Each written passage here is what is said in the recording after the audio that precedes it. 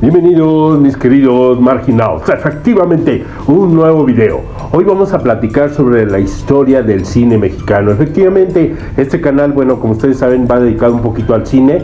Va a haber varias, ahora sí que varias opciones. Seguimos con nuestras recomendaciones de cine, pero el día de hoy quisimos variar un poquito y es importante saber nuestro cine. Efectivamente nuestro cine mexicano, cómo surgió, cómo fue esa situación, y me parece interesante que podamos saber la historia del cine mexicano. En 1896 y 1898 inicia el cine mexicano. Llegó a México en 1996 gracias a la visita de Gabriel Beire y Fernando Bot Bernardo, enviados de los hermanos Lumière.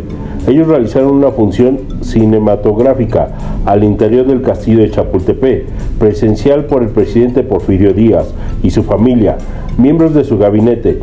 Los periódicos en la época señalaron que la asistencia quedaron cautivados por la presentación de vistas y maravillados con el nuevo invento que presentaba la imagen en movimientos después de su afortunado debut, el cinematógrafo, que se presentó al público el 14 de agosto de ese mismo año en el sótano de la droguería Plateros, en la calle del mismo nombre, hoy calle Madero, en la Ciudad de México.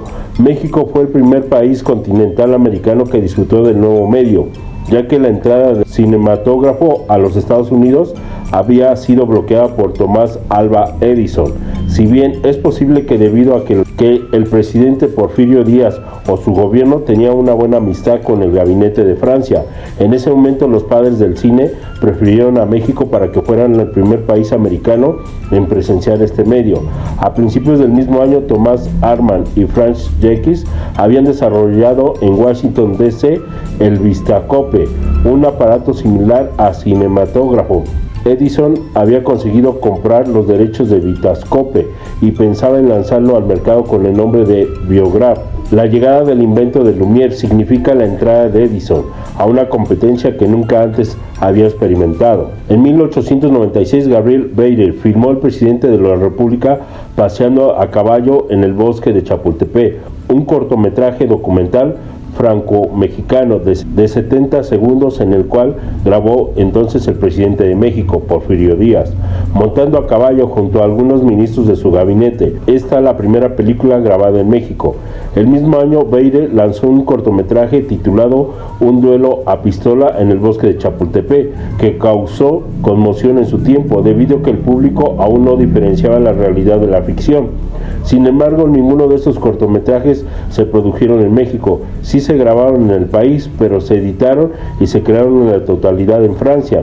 No fue sino hasta 1897 cuando se realizó la primera producción cinematográfica totalmente mexicana, gracias al director Ignacio Aguirre, quien produjo el cortometraje de cine Mundo Riña del Hombre en el Zócalo, proyecto que terminó siendo la primera película realizada en la historia de la cinematografía mexicana. En 1898 el mexicano Luis Adrián Levy presentó a un aristógrafo, un invento que perfeccionó los fallidos intentos de otros por proyectos imágenes en relieve. El periódico sonorense El Imparcial describió su creación de la siguiente forma: inventado unos lentes y gemelos que contienen en su interior un mecanismo movido por una corriente eléctrica de tal suerte que cada vez que la vista corresponde a un ojo, la del otro queda interceptada. Se suceden con tal rapidez por un efecto de persistencia de la impresión de la retina. Las vistas no solamente parecen de relieve, sino aparecen también enteramente fijas cuando se hace uso del anteojo. Los cortometrajes de cine Mundo Continuo, siendo realizados en 1898, Salvador Toscano lanzó Don Juan Tenorio, dicho corto que fue su primer trabajo como director de cine, lo que años después lo convirtió en el primer cineasta mexicano. A pesar de esto, Ignacio Aguirre debutó con la primera cinta mexicana. Toscano se volvió el primer realizador mexicano debido a que la diferencia de su contemporáneo y él sí continuó haciendo filmes. Iniciando el siglo XX rápidamente se empezó a realizar diversos cortometrajes mudos con títulos como Fiesta Presidencial en Mérida y El San Lunes del Valedor o El San Lunes del Velador, ambos en 1906, El grito de Dolores a la independencia de México y Aventuras de Tip Top en Chapultepec, Aventuras de Tip Top, los dos de 1907, El rosario de la Mosco en 1909 y el aniversario del fallecimiento de la suegra de Edna en 1912. En 1916 y 1929 el cine mudo. Efectivamente, en 1916 se lanzó el Teatro Peñón Contreras de Mérida, Yucatán. En 1810 Los Libertadores de México y la primera película larga duración en la historia del cine mexicano. Dicho proyecto se convirtió en una película perdida debido a que en años posteriores no se encontraban registros de algunas copias preservadas. Un año después se estrenó La luz y tríptico de la vida moderna de 1917, basada en el guión de la cinta italiana Foucault. Otros filmes famosos de esta era fueron En defensa propia en 1917, La tigresa en 1917 y La soñadora en 1917, produciendo todo por la compañía Azteca Films. Esta firma, fundada por la actriz Mimi Derba y por Enrique Rosas, constituyó la primera empresa de cine totalmente mexicana. Probablemente Derba haya sido la primera directora de cine nacional. Tepeyac en 1917 es uno de los pocos filmes en cine mudo mexicano que han logrado preservar su trama relatada a las apariciones de la Virgen de Guadalupe. Se considera como una producción perdida hasta que en el 2016 el historiador Aurelio de los Reyes logró encontrar en ese año su inicio y su restauración con la ayuda de la Filmoteca de la Universidad Nacional de México, la UNAM, y la Academia Mexicana de Artes, Ciencias Cinematográficas. En el 2018 fue realizada luego de finalizar de su renovación digital. El automóvil gris de 1919 fue un film mexicano del cine mudo más exitoso de su época, grabado por Enrique Rosas, y la cinta define en 12 segmentos que cuentan las aventuras de una famosa banda de ladrones de joyas que se hizo célebre en la Ciudad de México cerca de 1915. Otras cintas sobresalientes del cine mudo mexicano incluyen proyectos como El tren fantasma de 1926 y El puño de hierro en 1927, ambas dirigidas por Gabriel García Moreno. En 1929 se comenzó a experimentar con el cine sonoro. El primero en utilizar esta nueva técnica fue el director Miguel Contreras Torres, quien filmó el largometraje El águila y el nopal. El mismo año, Gustavo Sáenz de Sicilia registró su cinta Saliendo a la boda de Rosario, haciendo uso de la técnica del cine sonorizadamente mediante de discos fonográficos. Otros directores que empezaron a hacer cine sonoro incluyen El Ángel Álvarez con el documental Alas de Gloria en 1929, José Manuel Ramos con el cortometraje Cautiva de 1929, Luis Lezama con Los hijos del destino de 1930, Salvador Purema con Abismos en 1930 y haciendo uso del Vitafone, Rafael J. Sevilla con Más fuerte que el deber en 1930. También incorporó Vitafone Miguel Contreras y Robert Tembul, sonorizando la toma de protesta del ingeniero presidente Pascual Ortiz Rubio en 1930.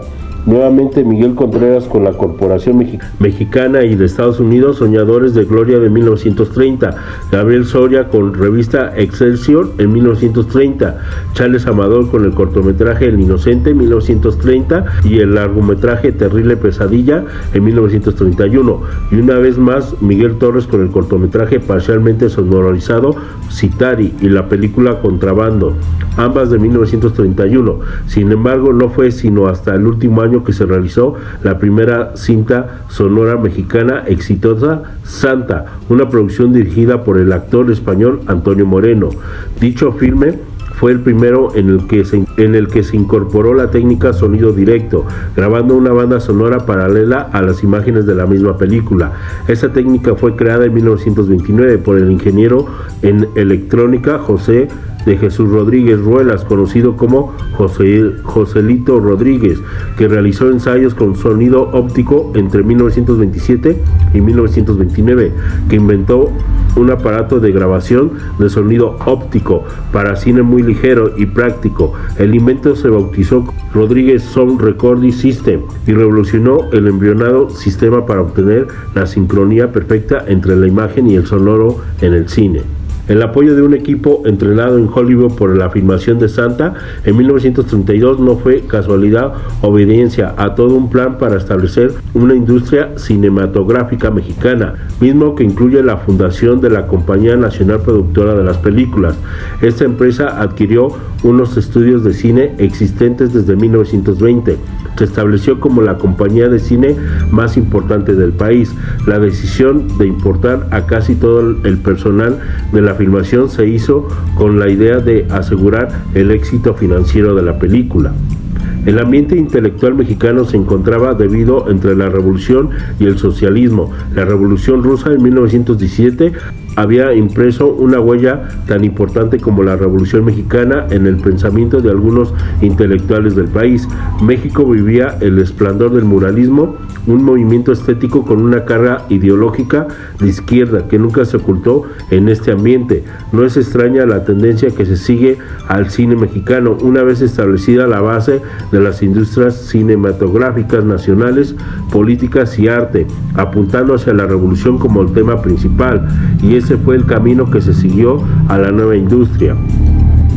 Entre 1930 y 1932, Sergio Eisenstein, un director de cine soviético, estuvo en México acompañado por su asistente y traductor Agustín Aragón Leiva, con el fin de filmar una película que sería un vasto fresco sobre el país, Que viva México. En 1930 y 1932, el cineasta soviético venía patrocinado por algunos intelectuales de Estados Unidos de izquierda. Había estado en Hollywood, donde se pudo realizar ningún filme por no haber podido conseguir el permiso de residencia en aquel país.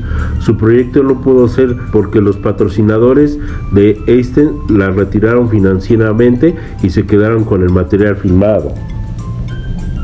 Con este apoyo de Estados Unidos de la posguerra se dio un auge sin precedente del cine nacional. Grandes estudios cinematográficos de este país apoyaron de modo conjunto de desarrollo del cine nacional por cuestiones estratégicas y por mantener un control sobre México, ya que era una época en la que influenciaba comunistas de Unión Soviética, en cercanía sobre la posición estratégica mexicana en todos los hemisferios latinoamericano, a lo que se tradujo en una estrategia más sobre la escasamente educada e influenciada población mexicana. Algunas cintas mexicanas que alcanzaron un enorme éxito de crítica y comercial fueron La mujer del puerto, Yanixo, El fantasma del convento en 1934 y Dos monjes en 1935. ¿Qué les pareció Canales Marginados? Efectivamente es una gran historia. Esa es la primera parte sobre la historia del cine en México. Y bueno, espero que puedan ustedes apoyar este tipo de videos. Regálenme un like si les gustó ese video, un comentario sobre todo para saber si este tipo de videos les gusta. Y bueno, además del comentario, por favor que se suscriban y que compartan ese video para que podamos ser más marginados, ¿va? Pues de igual manera les mando un abrazo, espero que les haya gustado este pequeño video y bueno, de igual manera recordarles que este canal se llama Los Marginados.